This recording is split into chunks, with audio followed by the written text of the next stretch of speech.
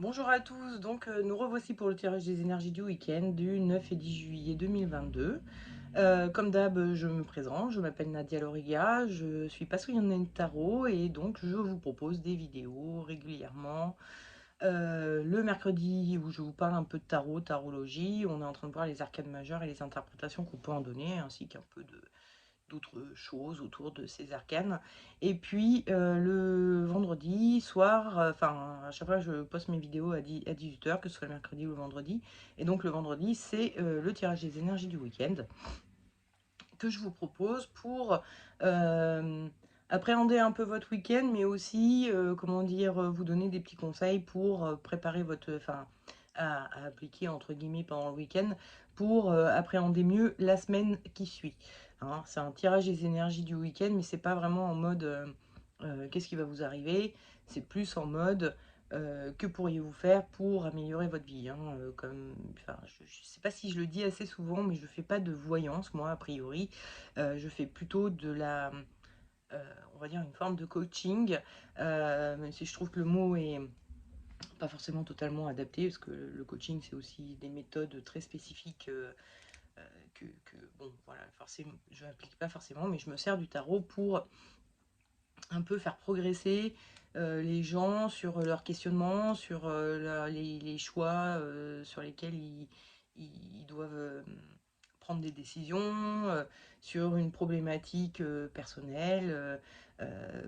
Voilà, en essayant d'écouter ce qu'ils sont en train de vivre et puis après d'interroger le tarot pour voir qu'est-ce que le tarot conseille pour débloquer un peu la situation, pour faire le meilleur choix, etc., etc. Donc on n'est pas du tout sur de la voyance, même s'il y a un peu de prévisionnel évidemment dans le lot. On va, mais voilà, on est plutôt sur du prévisionnel avec moi. On va pas du tout sur du oui, il va t'arriver ci, il va t'arriver ça, c'est sûr et certain. Non, c'est en l'état actuel des choses, la façon dont tu abordes les choses va t'amener sûrement à ça. Maintenant, il suffit que demain quelque chose se passe pour que la chose ne se produise pas.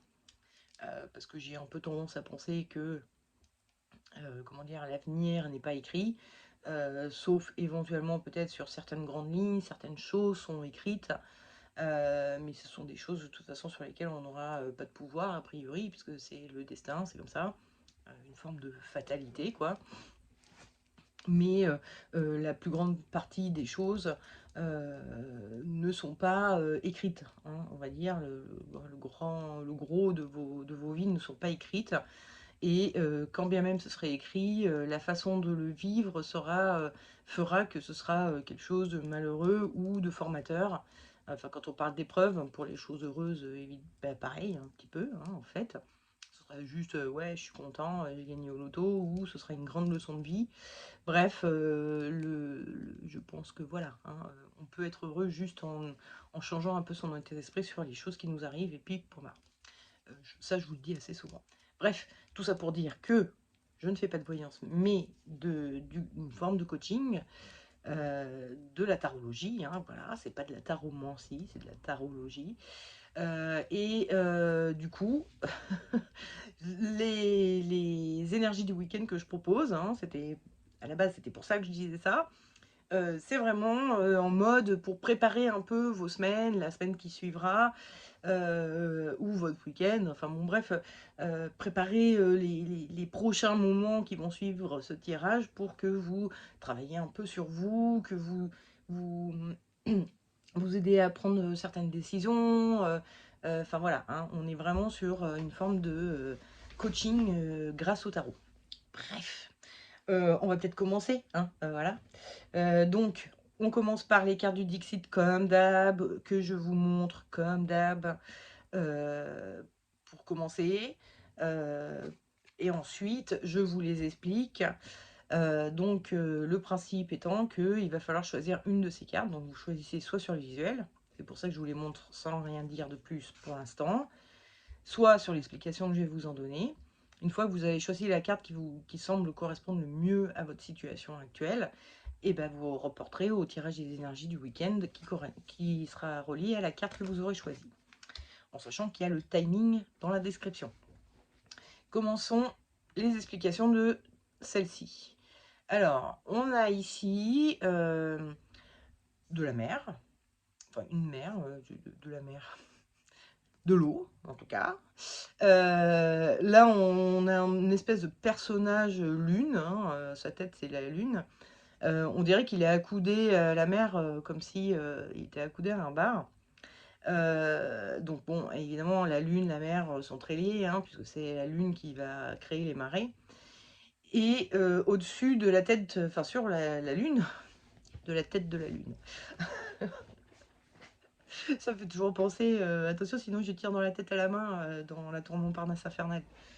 Voilà. C'est une référence, ceux qui l'ont pas, bah, tant pis pour vous. Regardez la tour Montparnasse infernale, c'est assez drôle. Bon, voilà, c'est pas non plus un grand film, mais bon, il y a cette expression là. Faites gaffe, hein, sinon je tire dans la tête à la main. Bref. Donc la tête de la lune. Dessus, il y a ce petit personnage donc qui est bon, alors on est clairement sur un cosmonaute qui a planté son drapeau, hein, on est vraiment sur voilà, enfin, j'imagine que c'était Armstrong et je sais plus le nom de l'autre, les deux premiers hommes qui ont marché sur la lune et qui ont planté un drapeau. J'imagine que ce sont eux, hein, qui ont planté un drapeau. Donc on est vraiment sur la notion de victoire, on y a réussi, on a réussi, on a réussi à, voilà, à aller au-delà des limites et à conquérir ça. Avec la lune et la mer et l'eau, on a vraiment aussi des symboles vraiment d'émotion, hein, comme si là, vous aviez, si c'est la carte que vous choisissez, euh, vous étiez parvenu à contrôler un peu vos émotions ou à passer, enfin, à aller au-delà de ce que vous étiez capable jusqu'à présent dans la gestion de vos émotions ou dans la compréhension de vos émotions. Mais en tout cas, il y a une forme de victoire qui se fait qui est liée aux émotions et au fait de ne pas laisser les émotions vous envahir et vous transporter, vous embarquer, pardon, sans que vous ayez aucun pouvoir sur elles. Donc si c'est votre cas, c'est la carte qu'il faut que vous choisissiez. Ensuite, excusez-moi, j'ai un petit chaton dans la gorge. C'est pas un gros chat, mais c'est un petit chaton, il s'exprime un peu. Ensuite, cette carte-ci. Alors les trois, ce sont des cartes que j'avais déjà tirées, donc bon, hein, peut-être vous les connaissez déjà. Mais celle-ci, notamment, je l'ai tirée plusieurs fois quand même. Et on a donc bon, bah, ce personnage qui est au milieu d'un tas de, on dirait, des coussins en peau de vache, quoi.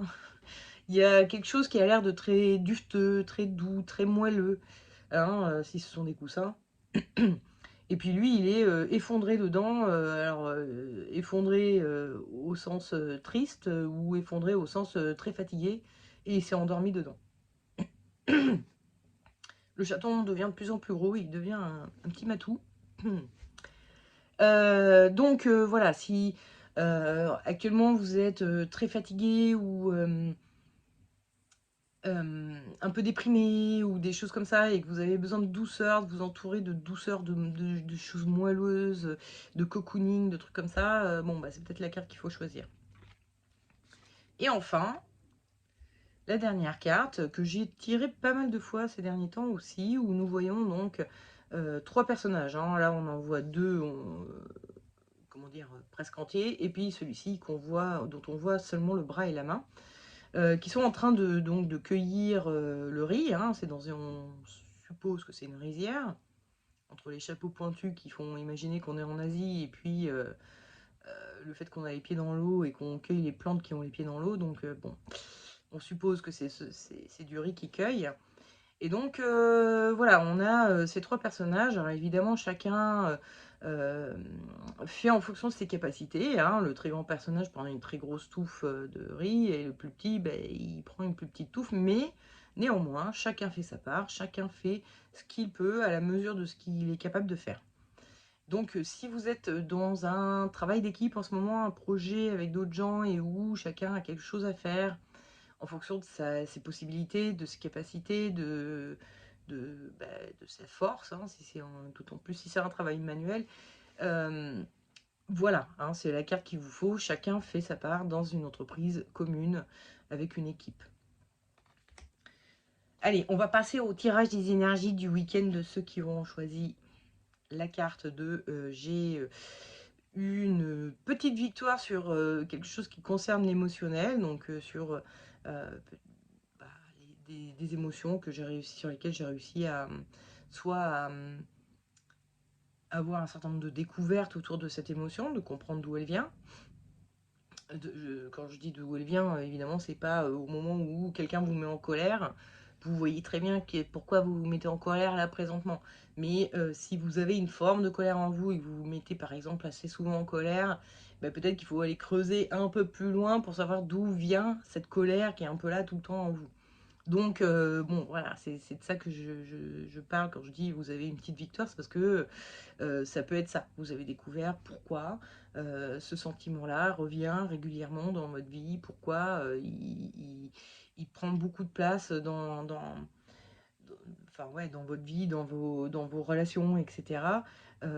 Parce que ben, voilà, il vous est arrivé ça dans l'enfance, ou vous avez un aïeul qui a vécu ci ou ça, enfin bon bref, tout le travail que l'on fait autour des émotions qui va forcément aller chercher un peu plus loin que le moment où l'émotion intervient. On va chercher plus loin dans pourquoi ces émotions-là me travaillent autant. Donc, c'est soit ça, soit de manière générale, vous êtes quelqu'un de, on va dire, peut-être d'hypersensible, et donc vous avez tendance à surréagir un peu à tout, puis là, d'un coup, vous avez trouvé, je sais pas, quelque chose qui vous permet de rester un peu plus zen, ou alors quelqu'un que vous pensez être totalement insensible, non sensible, que rien vous touche, rien, voilà, et en fait, vous vous rendez compte que ben, finalement, c'était une forme de protection, parce que au contraire, vous êtes hypersensible, et donc vous... Bon, bref, vous voyez, vous avez une espèce de victoire qui est liée à ces émotions. L'énergie de votre week-end, bah, attendez, je vais garder la carte, c'est la force. Avec la force, on est vraiment sur j'ai dompté hein, quelque chose. On voit ce personnage qui dompte bon, un lion, un loup, un chien, on ne sait guère. Un truc avec beaucoup de poils en tout cas, avec des très jolis poils, très bien peignés et tout. Bon, bref. Moi, je vois un lévrier afghan souvent, ça fait vraiment penser à ça. Mais bon, ça le fait moyen, la plupart des gens disent que c'est un lion.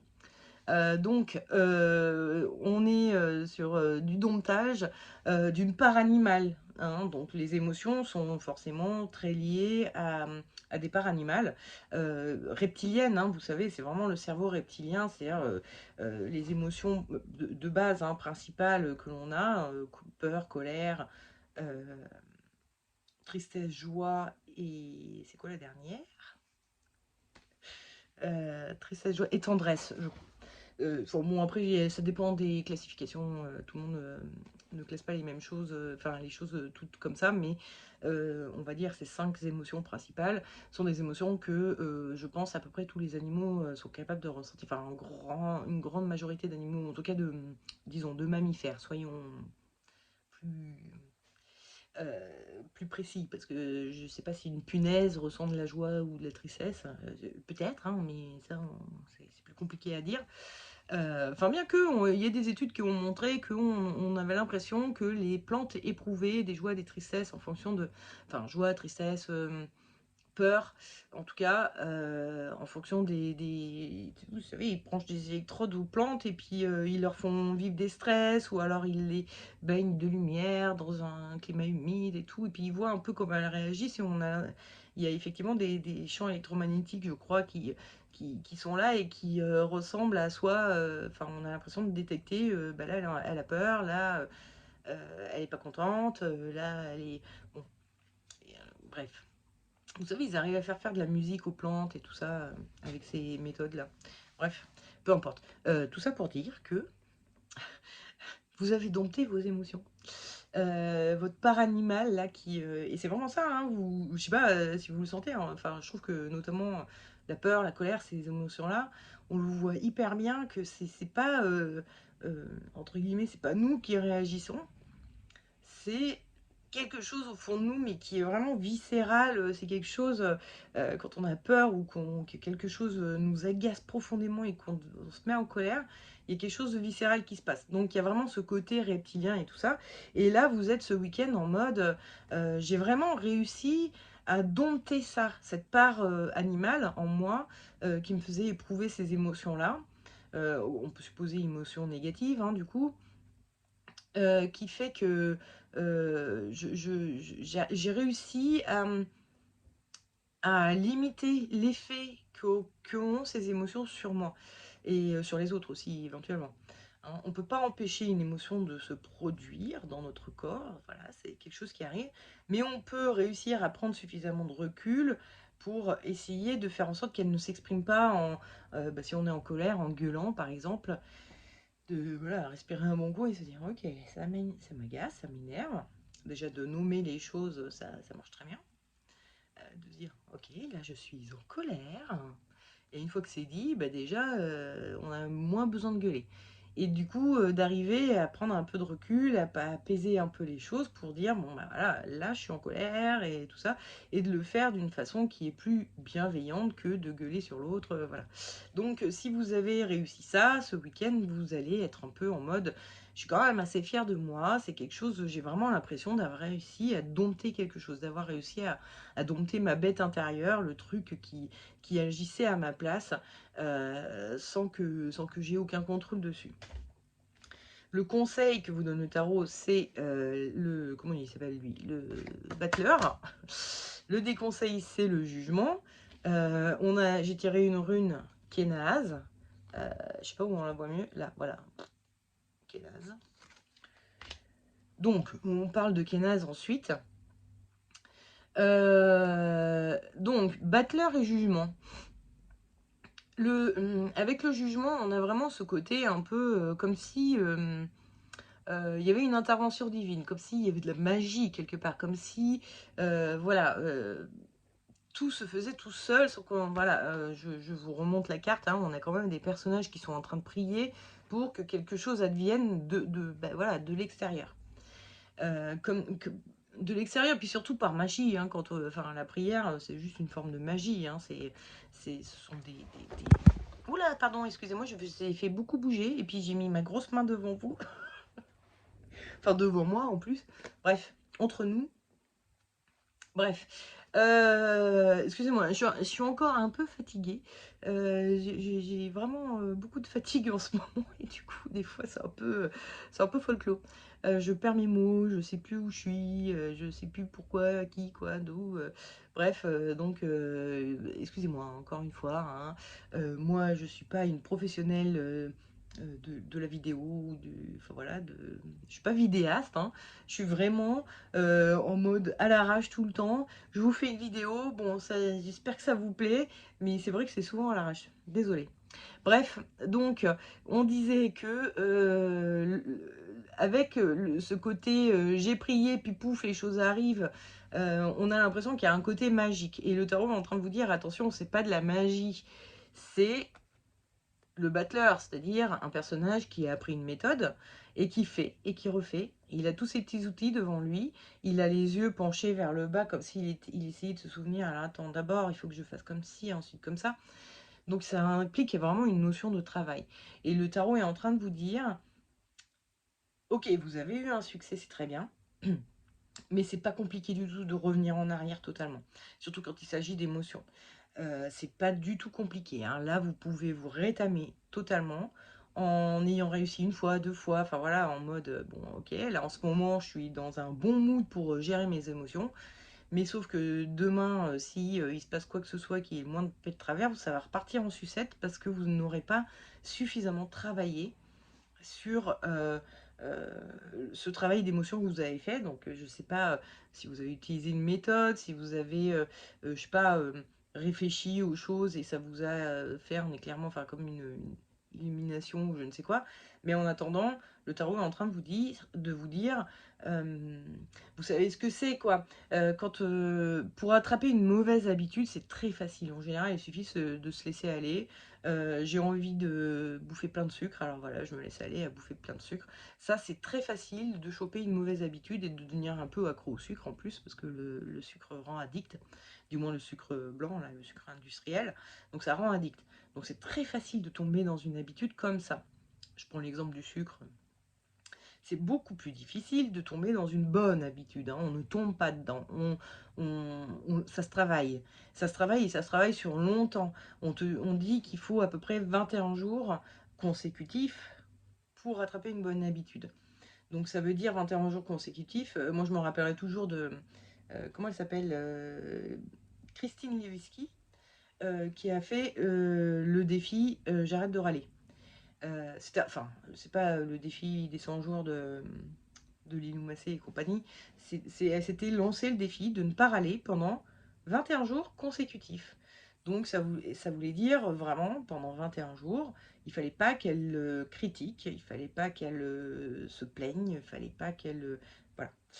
Et bah, ça lui a pris quelque chose comme 6 mois pour y arriver. Parce qu'en fait, les premiers jours, ça marchait bien et tout, elle était bien concentrée sur son truc. Ah non, je ne dis rien, je ne râle pas, etc. Et puis au final, à un moment donné, au bout du troisième jour, pouf, allez, j'ai râlé, donc hop, on recommence à zéro. Et donc jour 1, ça va, jour 2, ça va, et pouf, on retombe dans le travers. Ça peut même arriver, ça se trouve qu'au 20e jour, elle a râlé, et puis du coup, bah, tout a recommencé depuis le début.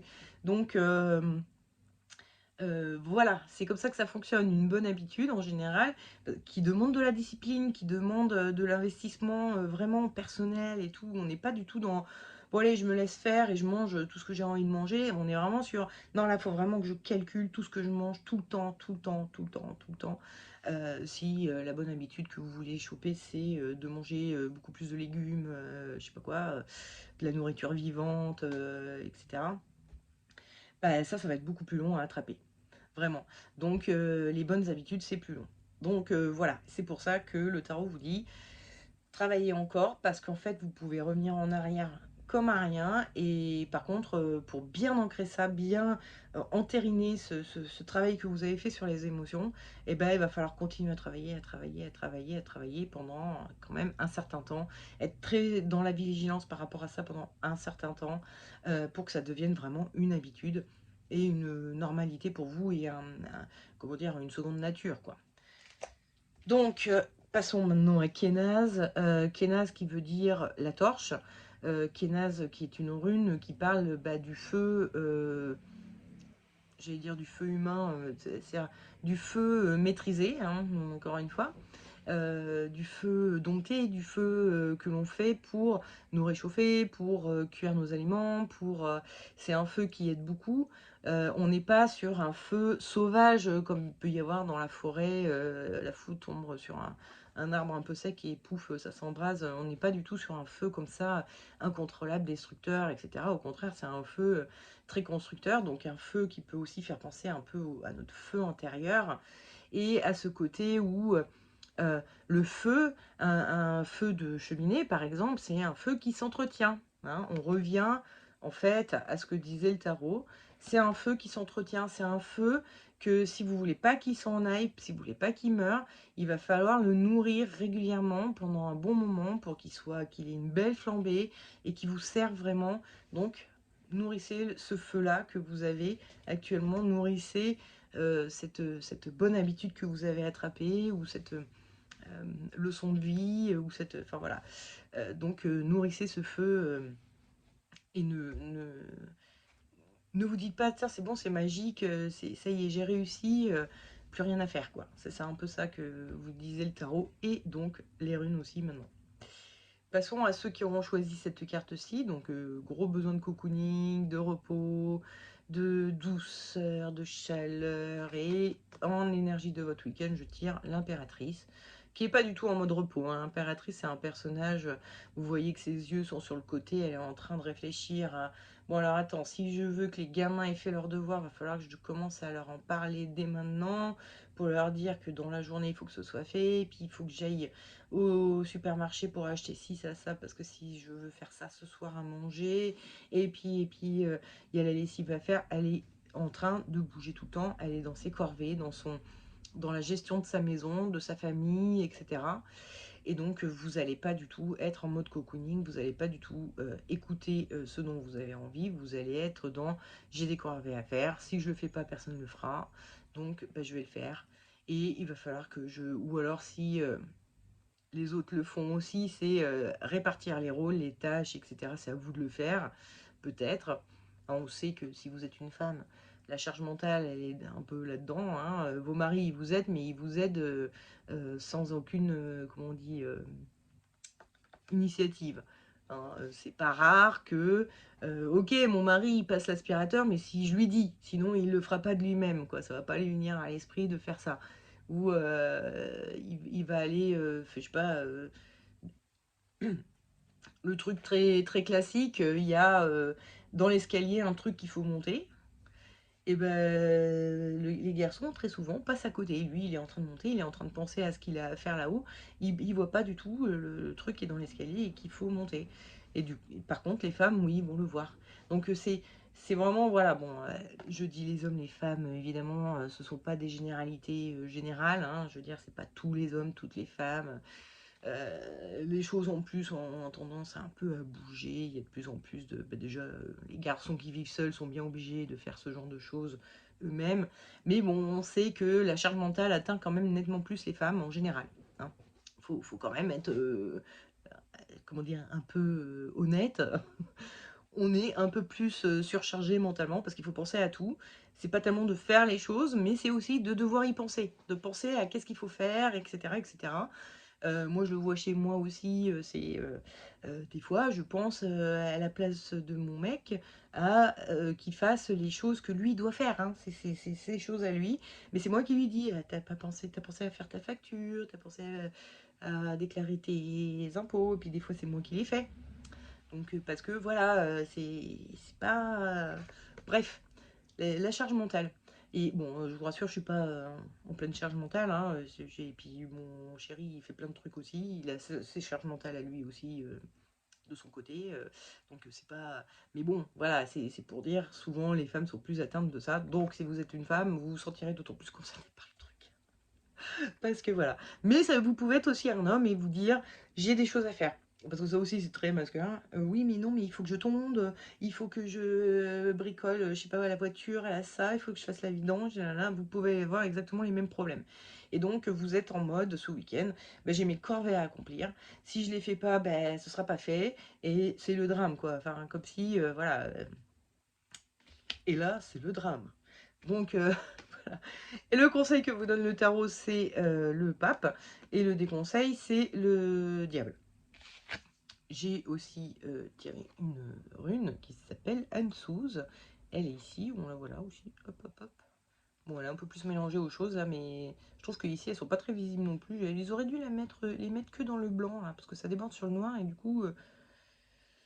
Enfin bon, en vidéo, c'est pas très visible, mais... Bon, si, c'est correct, ça gêne un peu la lecture. Mais bon, c'est pas grave, on s'en fout. On en parle après, de toute façon, en plus. Donc, le diable et notre pape. Alors, bon, déjà, très rigolo, nous avons d'un côté l'homme de Dieu face au diable. Hein. C'est quand même marrant que, comme par hasard, on tombe sur un peu Ah, bah les contraires, quoi, on va dire. Je vais chercher un autre mot plus intelligent, mais soyons simples. Donc, alors, avec le diable, on a vraiment ce côté d'un personnage qui se déguise, qui louche et qui fait des petits coucous. Enfin bref, il est un peu en train de jouer un rôle, de faire semblant, bref, d'essayer de jouer le jeu et de faire bonne figure, etc. Donc bon, c'est le déconseil du tarot. Le tarot, il vous conseille d'être plutôt dans l'esprit du pape. Le pape qui, lui, a un appel intérieur. Il parle au Dieu. Enfin, à le Dieu, hein, pas au pluriel. Il parle à Dieu. Voilà. Il parle à Dieu. Il voit des choses que les autres ne voient pas. Il entend des choses que les autres n'entendent pas. Hein. C'est un peu, on va dire, c'est une carte qui va parler de médiumnité. Même si là, on s'en fout. Mais bon, des fois, il peut parler de médiumnité. Mais c'est surtout un personnage voilà, qui est à l'écoute des choses invisibles. Il n'est pas dans le faire, il est dans l'être. Donc, et peut-être que votre corps ou votre esprit, votre mental, enfin peut-être pas le mental justement, parce que le mental vous dit, il faut que tu fasses tes corvées, mais plutôt votre esprit, votre âme, votre fort intérieur, votre corps sont en train de vous parler. Écoutez-les. C'est ça que vient de dire le pape. Il dit arrêtez de faire, de jouer votre rôle, là, de tout le temps être nickel chrome. Il faut que je joue mon rôle de maman ou de papa ou de chef d'entreprise ou je ne sais quoi. Vous avez besoin de repos. Merde, c'est votre corps qui le demande. C'est votre âme, peut-être, si c'est un, comment dire, mentalement, vous avez besoin de repos. Mais arrêtez comment dire, de mettre un mouchoir là-dessus et de pas le voir. Il faut être à l'écoute de ce que la vie vous demande. Hein. La vie, c'est votre corps, votre fort intérieur, c'est vous, quoi. Et puis, du coup, Ansuz, Ansuz qui veut dire les dieux Az, enfin, qui vient, en fait, le mot vient de Az, qui sont les dieux. Les dieux. Alors, je me suis un peu renseignée quand même entre temps. Parce que la dernière fois, j'en avais parlé, parce que la dernière fois que j'ai tiré Ansuz, je savais plus si les As étaient plus anciens que les Vannes. Et en fait, il y a trois sortes de dieux chez les Nordiques. Il y a les Dis, qui sont un peu des déesses plutôt, comme les Nornes du passé, du présent et du futur. Vous savez, on a des cartes qui parlent dans ce jeu, qui parlent d'elles. Qui sont donc en fait les trois déesses qui euh, tissent les fils des vies de chaque être vivant sur Terre. Donc voilà, donc ça, ce sont des déesses un peu à part, elles ont des rôles très spécifiques. Et puis il y a les Vannes, qui sont les dieux primordiaux, qui sont des dieux de fertilité, bien souvent avec Frère et Freya, hein, les principaux. Et puis il y a les As, qui sont les dieux qui sont les dieux principaux des religions nordiques, dans lesquels nous trouvons Odin, Thor, Loki, etc. Ce sont les dieux qu'on connaît le plus, entre guillemets, dans la culture populaire. Et donc les As sont des dieux, voilà, à qui il arrive toutes sortes d'aventures et de choses et de machins.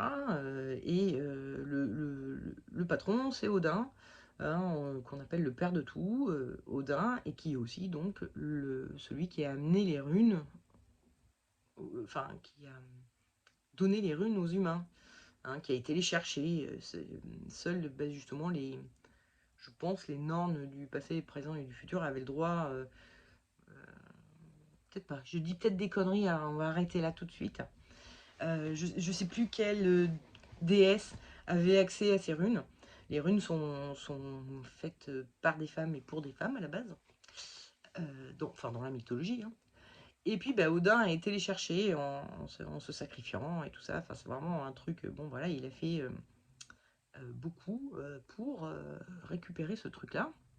Comme il avait fait beaucoup pour récupérer l'hydromel de poésie, en fait. Il a perdu un œil pour les runes. Il a été pendu à l'envers, hein, comme le pendu, la carte du pendu, vous voyez dans le tarot. Euh, on dit aussi dans certaines légendes il avait été transpercé par une lance. Bref, il a perdu son sang, il était pendu à l'envers pendant des jours et des nuits, il n'a pas mangé, il n'a pas... Bon, bref, tout ça pour découvrir les runes, pour avoir une illumination, et bref. Donc Odin, principal dieu, enfin forcément, cette rune va être très liée à lui, parce que d'abord, c'est le maître des runes, et en plus, Ansuz va parler de la communication avec les dieux. Donc, nécessairement, avec le principal des dieux, Odin. Et donc, pour en revenir à notre tirage, on est un peu dans l'esprit du pape, hein, de tout à l'heure, qui disait d'être à l'écoute de choses qui sont, comment dire, invisibles ou auxquelles on ne pense pas, qu'on ne pense pas à écouter. L'écoute de votre corps, l'écoute de votre fort intérieur. Vous avez besoin de repos, reposez-vous, nom d'un petit bonhomme. Tant pis pour les corvées, ça restera le bordel pendant une semaine encore, c'est pas grave. Il y aura peut-être un jour dans la semaine où vous aurez un peu plus la ouache et vous ferez la lessive à ce moment-là, mais arrêtez de vous dire que il faut absolument, il n'y a rien de il faut absolument, quoi. Non, il faut absolument que vous dormiez, que vous vous reposiez, que vous reposiez votre mental, que vous reposiez votre corps. Enfin, je sais pas ce qui a fait que vous avez choisi cette carte-ci, mais ça, faites-le, quoi. Hein. Voilà, c'est tout ce que vous dit, et les runes, et le tarot. D'accord? Allez, passons à ceux qui auront choisi cette carte-ci, où nous voyons donc une équipe en plein travail, où chacun fait sa part, et nous avons en énergie de votre week-end la maison Dieu. Où là, la première chose que je vois, c'est la tête qui saute. Il y a vraiment ce sentiment que pendant ce week-end, vous n'êtes pas en mode je réfléchis, vous êtes en mode il faut que je fasse, j'accomplisse mes tâches, je le fais. J'accomplis ce qu'il y a à faire sans réfléchir, sans trop penser. Il y a, il y a vraiment voilà, pas à réfléchir. Alors ça peut être pas agréable quand on travaille. Enfin, imaginez si vous faites un travail à l'usine, il n'y a pas grand-chose à réfléchir. Hein, mais bon, du coup, c'est justement ça qui fait que c'est pas un travail où vous vous sentez d'une utilité folle, d'une créativité folle. Bref, vous avez un sentiment d'ennui qui arrive très vite. Donc ça peut être un peu aussi ça. Le fait que ok, j'ai pas besoin de réfléchir pour faire cette tâche, faut que je la fasse, faut que je la fasse, faut que je la fasse, point barre. Bon, vous n'êtes pas forcément dans un état d'esprit. En tout cas, on ne vous demande pas de réfléchir. On ne vous demande pas d'apporter de la nouveauté ou je ne sais quoi. Il y a des choses à faire, vous les faites, vous réfléchissez pas. Voilà. Et le conseil que vous donne le tarot, c'est la lune. Le déconseil, le soleil. Donc c'est très rigolo. On a la lune, et le soleil. Encore une fois, on a les contraires. Et en plus, en rune, je tire Dagaz, que nous voyons ici, pour une fois très bien. Dagaz qui veut dire le jour, qui parle aussi du lever du jour, de l'aurore. On est vraiment sur les luminaires. Et puis alors en plus, il faut savoir que la carte de la lune ne montre pas forcément un paysage de nuit. On a plein de... Enfin ça c'est un peu bizarre autour d'une lune. On est vraiment sur quelque chose, vous voyez, hein, ça ressemble un peu à ce qui se passe sur le soleil. On n'est pas forcément sur un paysage de nuit, on est sur un paysage d'éclipse. Donc on a vraiment cette notion de la mise en lumière, et n'est pas recommandé par le tarot, hein, parce que ça c'est le déconseil, et votre conseil c'est ça. Il vous conseille, le tarot vous conseille de cacher cette lumière. Donc qu'est-ce que c'est la lumière? C'est se mettre en avant, se faire voir, et un peu réclamer éventuellement, parce que là on parle de travail quand même, une reconnaissance, une forme de reconnaissance pour le travail accompli. Alors comme on l'a vu ici, bah, il y a les petits qui cueillent des petites touffes, et puis là il y a les grands qui cueillent des grandes touffes. Donc si vous êtes le grand, en plus c'est rigolo parce que dans cette carte là le grand n'est pas du tout là, et on voit que la main, on a l'impression qu'il y a que qui bosse, puis en fait on se rend compte que maintenant il y en a un en arrière-fond, on le voit pas, mais c'est lui qui abat le plus gros du taf. Donc il y a peut-être quelque chose de cet ordre-là où vous avez l'impression d'avoir des capacités supérieures aux autres, ou d'en faire plus, d'être plus impliqué, de connaître des choses que les autres ne connaissent pas, et donc voilà, c'est vous qui faites tourner un peu toute la machine. Enfin voilà, vous voyez un peu ce que je veux dire, et de pas être reconnu pour ça, de pas...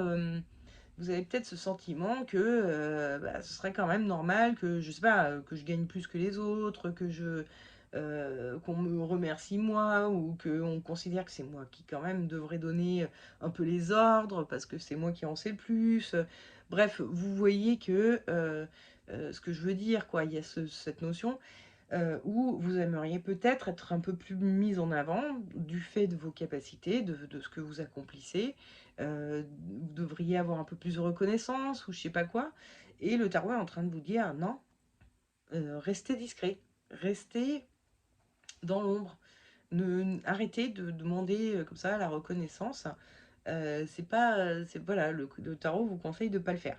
C'est peut-être un peu bizarre pour vous et peut-être pas du tout ce que vous avez envie d'entendre, mais voilà. Et donc derrière arrive Dagaz, donc qui veut dire le jour et qui veut dire... Alors on passe de la nuit à la lumière en fait, hein, avec Dagaz, donc il y a vraiment cette notion de les choses sont cycliques. Là vous êtes actuellement un peu dans le noir, dans le sombre, on ne vous voit pas trop. Mais Dagaz vient vous dire, de toute façon, il y a toujours un moment où la reconnaissance vient, où la mise en lumière arrive aussi, si elle est méritée, évidemment. Donc, les choses ne vont pas rester éternellement comme ça. Donc, Dagaz est peut-être là pour vous dire, soyez juste patient. En fait, vous avez peut-être le sentiment de ne pas être suffisamment reconnu, etc. Mais c'est peut-être aussi parce que tout le monde a la tête dans le guidon et que c'est pas le moment pour ça. Et peut-être aussi que ça vient dire que une reconnaissance du groupe entier serait plus profitable pour chacun, y compris vous, que de la reconnaissance d'une seule personne au sein du groupe. Donc voilà, hein, essayez de juste d'être un peu patient. Vous verrez qu'au final, c'est pas plus mal et que vous avez bien fait de pas trop l'ouvrir, de pas trop vous vanter, de pas trop vouloir qu'on vous dise que c'était vous le meilleur, parce que voilà, je ne sais pas. Les choses vont changer, les choses vont bouger, comme tout en fait. La seule chose que l'on sait, c'est que rien ne perdure, rien ne reste, tout est transformation en permanence. Euh, oui, je crois que c'est une espèce de proverbe chinois ou de la culture, pas la culture, la philosophie chinoise qui dit que la seule chose qui ne change pas, c'est le changement, c'est-à-dire que la seule chose, enfin, il n'y a rien qui ne change pas. Sauf le fait que tout change. Ça change pas. Ça change pas. Tout changera toujours. Donc voilà, vous inquiétez pas. La vie, elle est faite de haut et de bas. Quand si vous êtes dans un creux, ben, vous allez remonter. Donc c'est pareil ici. Là, vous n'êtes pas dans la lumière. Alors vous accomplissez des choses qui vous semblent, comment dire, mériter la lumière.